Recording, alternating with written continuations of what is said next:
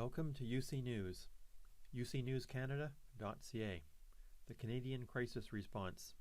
I'm Dr. Dave.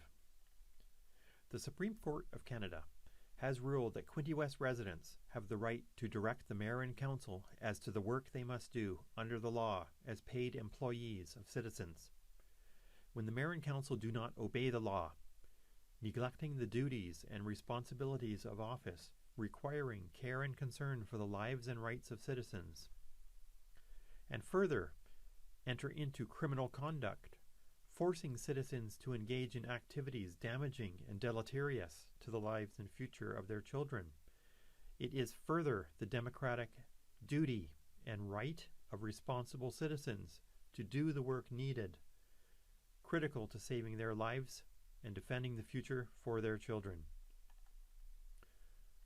The law is clear, the Supreme Court ruled, that equality under the law requires presenting a case for the work that needs doing, based not only on fact, evidence, and reason, but on the fundamental principles of justice, using the means and mechanisms of just decision-making made clear by Supreme Court rulings on how to apply the laws of our Charter, with Section 1 of the Constitution Act clearly defining what distinguishes an engaged democracy from the rule of tyrants in a despotic, authoritarian, or totalitarian state.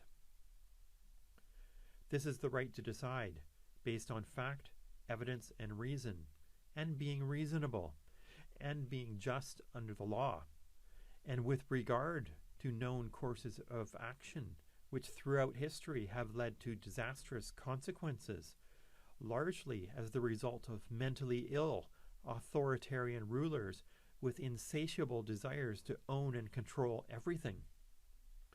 Such a state of tyranny, the Supreme Court has ruled, must not exist within the borders of Canada, for it is the fundamental right of free and healthy citizens to not have their lives controlled and directed to ruin by the actions of the mentally ill, incapable of providing reality-based reason or acting with any sense of justice.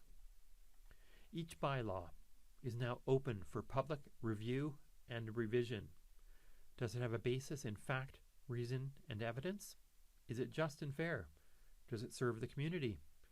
Do we need it at all? Or should we redirect our efforts towards more beneficial activities? Does it cost too much or go too far or serve its purpose of care and justice? What are the best ways in which to use our community resources, such as the arena or land next to the river, critical to ecological services? Quinte residents can now also address the creation of a free market zone, the construction of small, affordable homes, and the permanent protection of critical wetlands and farms at the constitutional level of protection. The main requirement under the law for all matters of public interest is the primary parental right for preservation of the critical components of life, such that each generation has a healthy, survivable future. Furthermore, all matters of public interest are those features of life we all share in common, most evidently essential human needs and access to the critical resources required for survival.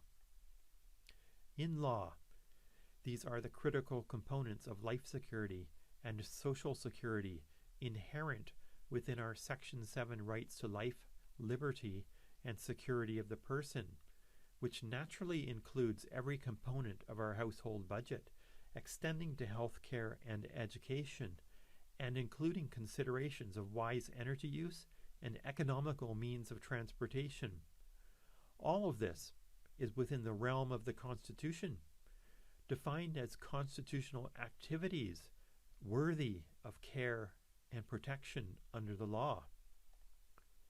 In a healthy and functioning democracy, it is thought that only by care and consideration, involving and including all members of society, that we can work together on all urgent issues of common interest in the attainment of life security for all.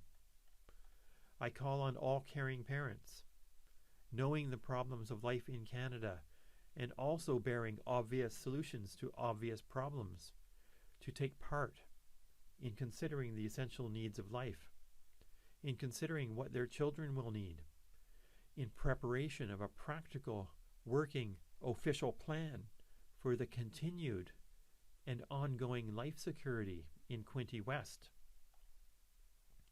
one that addresses a fair balance of ecologic, economic, and social considerations, and has an active plan for food security, addressing housing, fair and affordable life, and green job creation for this generation of Quinte youth in our core economy of essential human needs.